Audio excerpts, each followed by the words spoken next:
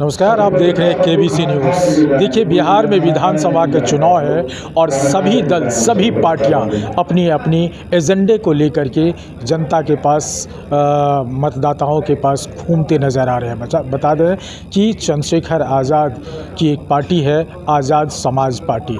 उसने एक नया ही एजेंडा खोला है और तेजस्वी यादव को चैलेंज करते हुए क्या कुछ कहा है, सबसे पहले ये सुनिए कि कैसे बता रहे हैं कि राजद 46 सीटों पर बिहार में डेफिनेट हार रही है। सुनिए सबसे पहले अजहर आज़ाद क्या कुछ कह रहे हैं। बारिश में भी आप लोग आए, इसके लिए बहुत धन्यवाद आज़ाद समाज पार्टी के परिवार की तरफ से। आज जो घोषणा है वो ये है कि आज़ाद समाज पार्टी बिहार विधानसभा चुनाव में 100 सीटों पर लड़ने जा रही है, जिसमें 60 सीटों पे विधानसभा प्रभारी की नियुक्ति कर दी गई है और बूथ कमेटी 100 सीटों पे हमारी तैयार हो चुकी है।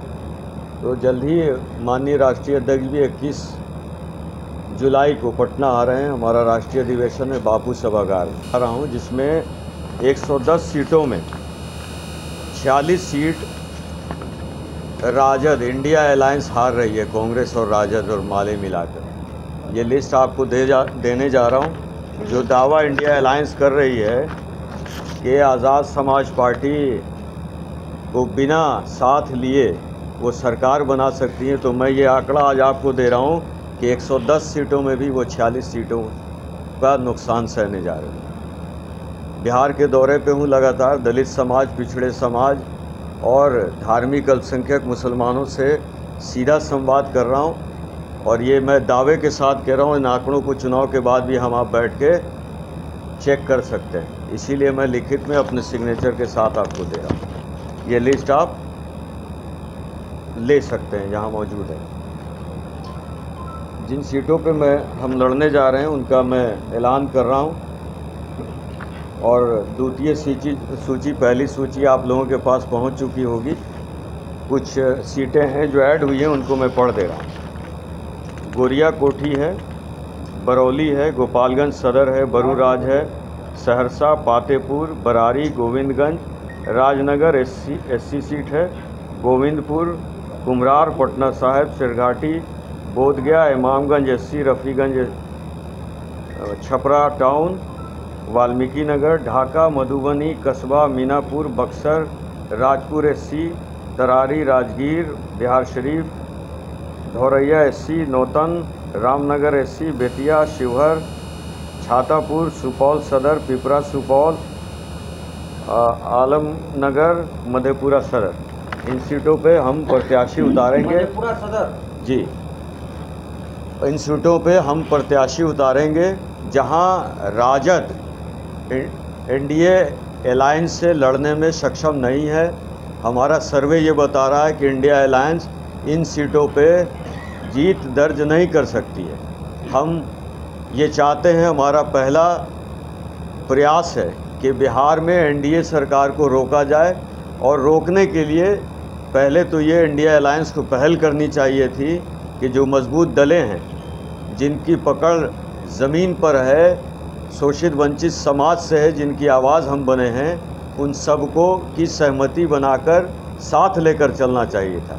लेकिन इंडिया अलायंस बिहार में सरकार नहीं बनाना चाहती है।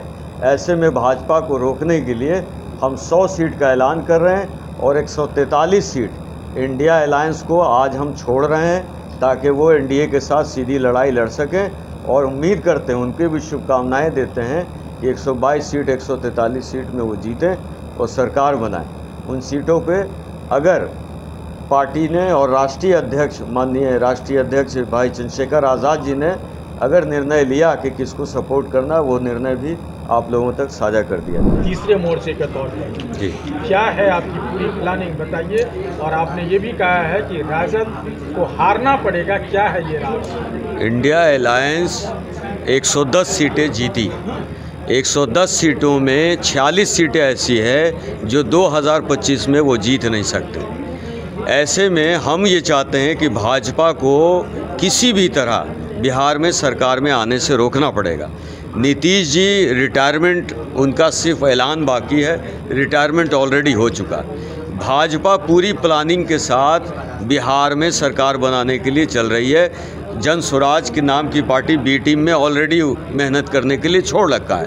ऐसे में हम ये मैसेज देना चाहते हैं इंडिया अलायंस को, युवराजों को, दोनों युवराजों को, कि आप ज़मीन पर आइए, अपने कार्यकर्ताओं से संवाद करके ये जानने का प्रयास कीजिए कि आज जो जौहर आज़ाद ने आंकड़े रखे और जो आपको सचेत करने का काम किया, क्या वो आंकड़े सही है या गलत है। मैं ये दावा कर रहा हूँ, चुनाव के बाद भी आप लोगों के समक्ष आऊँगा कि जो मैंने परिणाम बताया वही परिणाम 2025 चुनाव का होगा। कितनी सीटों पर राजद हार रही है, जैसा कि आपने डाटा? मैंने कहा कि 110 सीटों में 46 सीटें ये हार जाएगी जी। ये आंकड़ा आपका है? बिल्कुल। जहां जनता दल यूनाइटेड और भारतीय जनता पार्टी मिलके बिहार में तेजस्वी को यानी आरजेडी या महागठबंधन को नाक में दम कर रखी है, वहां आप अपने को कहां सुरक्षित हैं? हम तो सबसे सुरक्षित हैं, क्योंकि हम लड़ते उन समाज के लिए हैं जहां इन लोग जा नहीं सकते या जाना नहीं चाहते। हम तो उनके दुख सुख में खड़े होने वाले लोग हैं। और इस बार हमें यकीन है कि भाई चंद्रशेखर आज़ाद जी के संघर्ष को देखा है हमारे खासकर दलित समाज ने, मुस्लिम समाज ने, पिछड़े समाज ने। तो इस बार मजदूरी जो है वो भीम आर्मी और आज़ाद समाज पार्टी के नाम होगी। क्या राष्ट्रीय अध्यक्ष आपके चाहते हैं कि हम जाके महागठबंधन में शामिल हो? नहीं, हम राष्ट्रीय अध्यक्ष जी का सीधा संदेश है कि मुद्दों पे बात हो, जो हमारी डिमांड्स है, जो हम चाहते हैं कि आने वाली सरकार सुनिश्चित करे कि हमारे युवाओं को बाहर जाकर भाषा के नाम पे अत्याचार और शोषण न सहना पड़े। उसके लिए बालू के टेंडर में, प्राइवेट ठेकों में आरक्षण मिले, आरक्षण समान शिक्षा और समान स्वास्थ्य का यहाँ इंतज़ाम हो, ताकि स्वास्थ्य में और शिक्षा में अच्छी क्वालिटी, अच्छा एजुकेशन मिल सके, अच्छा इलाज मिल सके। और ताड़ी व्यवसाय को पर से सारे बैन हटा के उस इल्ज़ाम में जितने भी हमारे दलित समाज के लोग जेल गए हैं उनको छोड़ा जाए।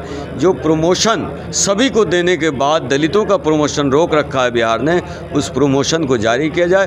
तो इन मुद्दों पे अगर सहमति बनेगी तभी कोई गठबंधन की बात हो सकती है। तो आपने सुना अजहर आज़ाद को। अजहर आज़ाद का जो कॉन्फिडेंस है ये ऐसा बता रहा है कि तीसरे मोर्चे के तौर पे बड़ी खेल खेलने वाले हैं बिहार में, और एनडीए के साथ साथ महागठबंधन को भी ये घाटे में डालने वाले हैं। जिस तरह से अजहर आज़ाद बता रहे हैं अपने बयान में, उससे तो ये लगता है कि अजहर आज़ाद भी कुछ अलग मंसूबे में ज़रूर होंगे। लेकिन हालांकि उसके मंसूबे में ये ज़रूर देखने को आया कि राजद या महागठबंधन हमें अपने साथ जोड़ ले।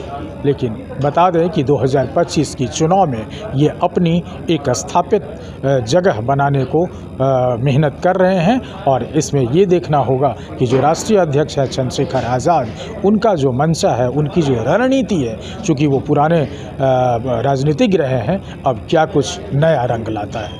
अमलेश आनंद, KBC न्यूज़, पटना।